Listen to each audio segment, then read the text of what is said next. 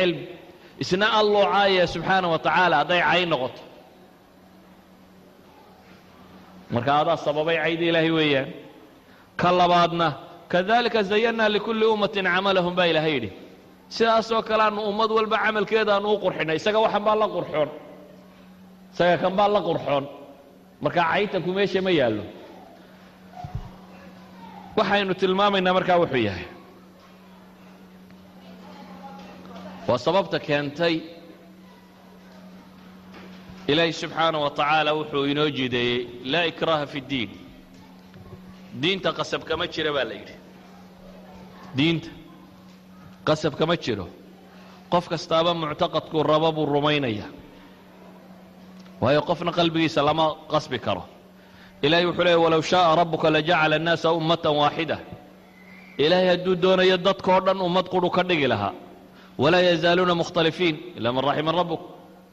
لكن إلهي مدوننا ولي وضد اسخلاف صنع كلا آراء وكلا فكرة ده لكن إسلام كإلهي وحوش يجي مرجع على سورة النغضة فإن تنازعتم في شيء فردوه إلى الله والرسول حرية دمركا وحيوبا هانت إسلامكم مثلا dadkii aan diintiisa rumaysanayna ku hoos noolaa dawladii islaamiga ay u ogolaan sida awgeed ila al'aan diinta mesela kristanka ama yahuuda firqeeda yaryar ee aanay diimihii markaa jiray ogolayn waxa qura ay ku badbaadeen maanta dunida ka soo gaadheen waxa weeyaan xadaaradii islaamiga ahayd dadkii muslimiinta ku dhex noolaayeen islaamka uu ogolaa inay diintooda yar iska haystaan yurub oo dhamina waxay haysatay maxay catholic ciidan catholic haysana waa la gubi jiray ama waa la dili jiray ama muslim ha noqdo ama kristan kale ha noqdo protestanku markii uu yimi protestanku saynu naqano waa to protest waa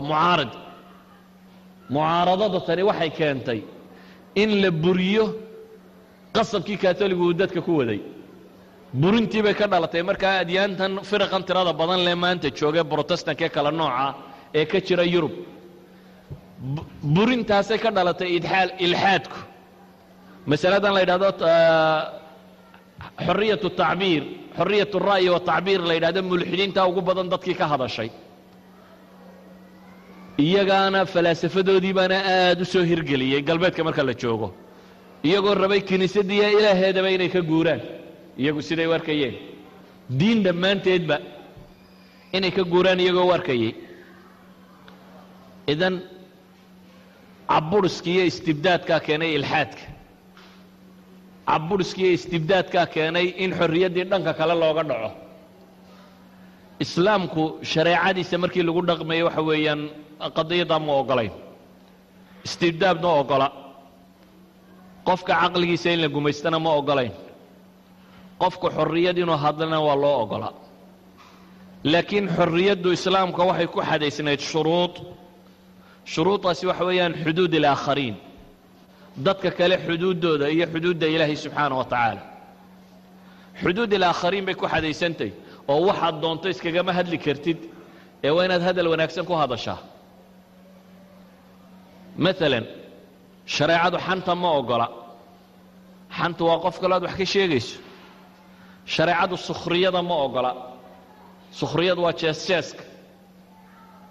qof kale bini aadam inaad ku jeesta laguma ogola shariicadu ma ogola ceebta dadka in banka la iska soo dhigo mujarrad inaad ceebaynaysa daraadeed shariicadu ma ogola bid'a idaafiya inaad la timaado kullu dhalik waa waxay ku tilmaamaan culimada qaarkood alquyud alakhlaaqiyya qayd akhlaaqi oo dhaqameed buu leeyahay quyud qaanuuniya buu leeyahay xurriyatu ra'yi fi islaam lama ogola qofku waxyaabaha qaanuunku uu dambiga ka dhigaya inaad been ugu tuurtid waa khamroole waa zinaysta waa zaani waa qadfin fi shariica lama ogola qofka inaad ku been abuurato lama ogola ilaahay rasuulkiisa inaad caydo lawyer Fransiisa ayaa markuu qadiyada Roger Garudi ka doodayay wuxuu lahaa waxa aad u yaab leh buu yiri qaanuunka Faransa waa nin Faransiisa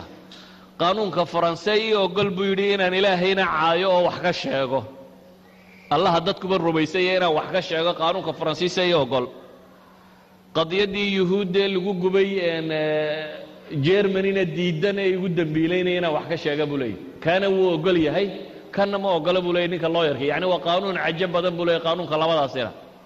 qadiyadda yuhuudda marka laga warramayo ilaahay wuxuu ina yidhi cidna ha dulminina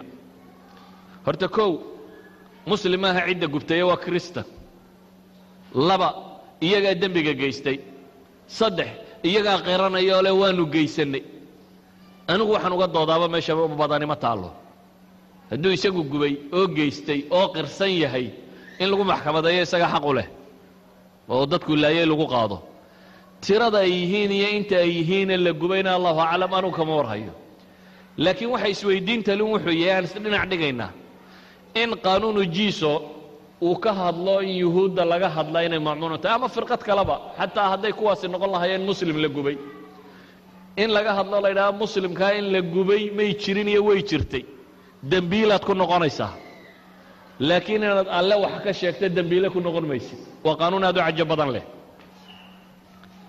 idan islaamku wuxuu ogol yahay inay dadku xorriyad u yeeshaan inay hadlaan inay afkaartooda cabbiraan walidalik baa waxaa la banneeyey shareecada mashhuura waxaa la banneeyey in dadka lala taliyo waxaa la banneeyey in madaxda la naqdiyo wixii xaq ah waa kii nebigu salawaatu ullaahi wasalaamu calayh tilmaamayay afdalu jihaadin kalimatu xaqin cinda sulطaanin jaa'ir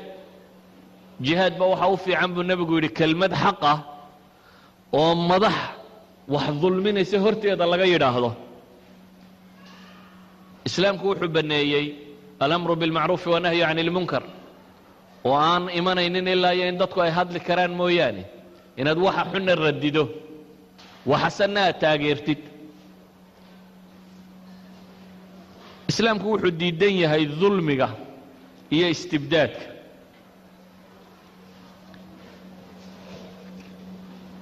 masalada markaa ugu dambaysa aan idin dhiibayaan waxay tahay waa been in dunida badhna la yidhaahdo xorriyatu ra'yiga iyo xorriyatul qowlka ee ogoshay badhna la yidhaahdo waxba ma ogola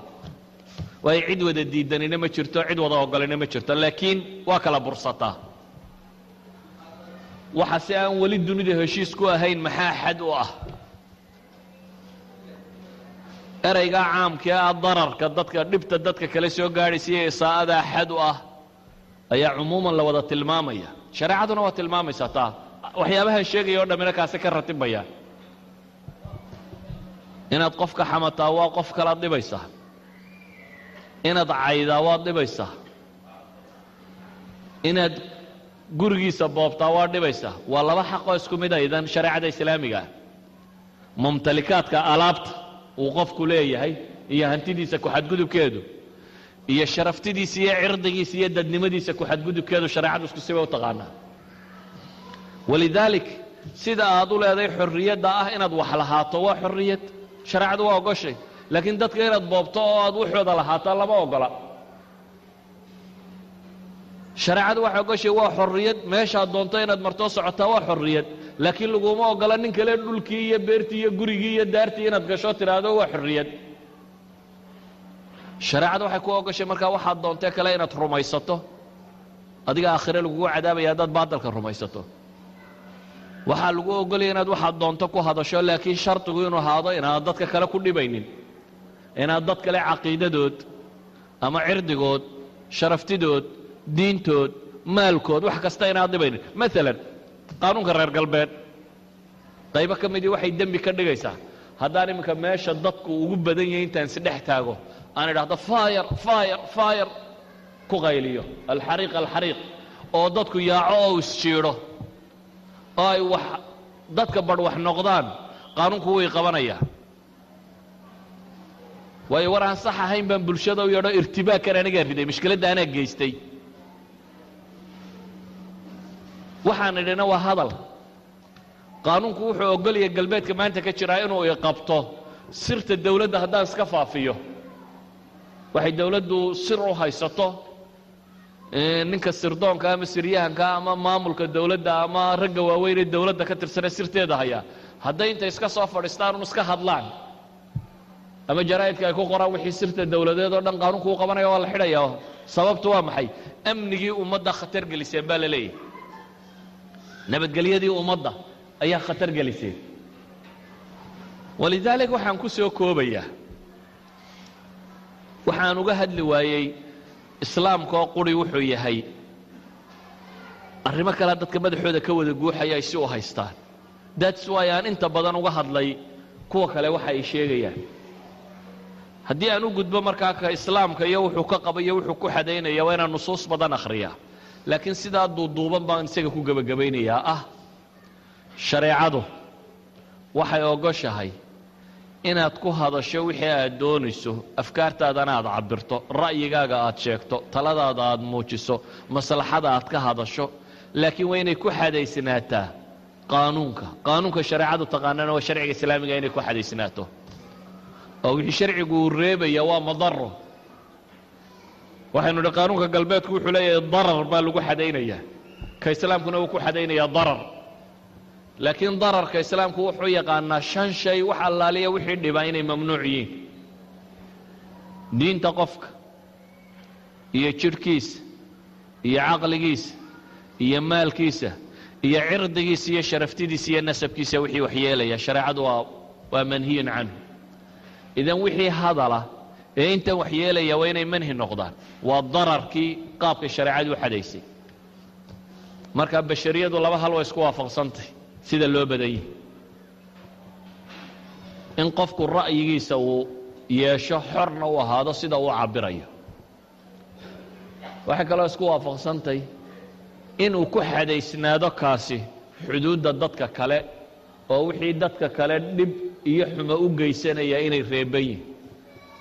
waxa la isku khilaafsanyahay markaa waa maxay waxa dadka kale dhib iyo xumo u geysanaya taas baanay shareecada islaamiga ee mawaaqif ka leedahay cadcad oo nusuus cade ay ku soo aroortay uu u baahan yahay qof kasta oo muslimi inuu iltizaamo una baahan yahay bashariyada kale doodayna dhex maraysa inay ku salaysnaato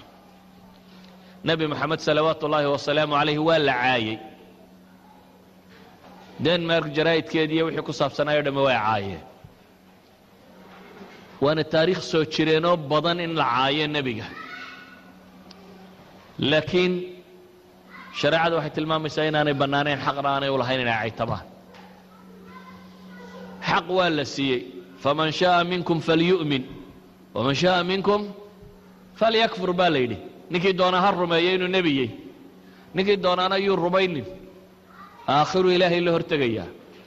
malihin qasab nebi maxamed waa nebiya ku qaata waxaan leenahay nebi maxamed waa rasuulka ilaahay inoo soo wada diroo naxariisa waa idiin sharxayna waa isku dayayaa inaan kaa dhaadhiciyo haddaad i burin karto aad leedahay nebi maaha waa kuu ogolay keenso doodaada nebi maaha ku dood ma rumaysinin nebinimadiisa ku dood amaa caytanku waa akhlaaq xumo idan qaanuunka galbeed iyo ka meel kastee dunida ka jira loojika bini aadamku wuxuu sheegaya inaan caytanka la ogolaanin masalada meeshaan ka taaganayna waxa weeyaan caytanka ah ummad dhanoo bilyan iyo badhaa cayda la caayayo ama dareenkooda la xumaynayo inaanay marnaba waafaqsanayn waxaan ku soo koobayaa markaa dariska kan xuduudda laysku waafaqsan yahay inaanay ka tallaabin xorriyatu ra'yigu ee lagu xadeeyey inay dararka tahay dadka kale loo geysanayo ayay shareecaduna ku xadaysay laakiin dararkaa sida loo sharxayaa khilaafku ka taagan yahay kaas baanaynu u baahanay bashariyada inaynu kala doodno ee inaynu aynana caytanno maaha wallahu aclamu billahi tawfiiq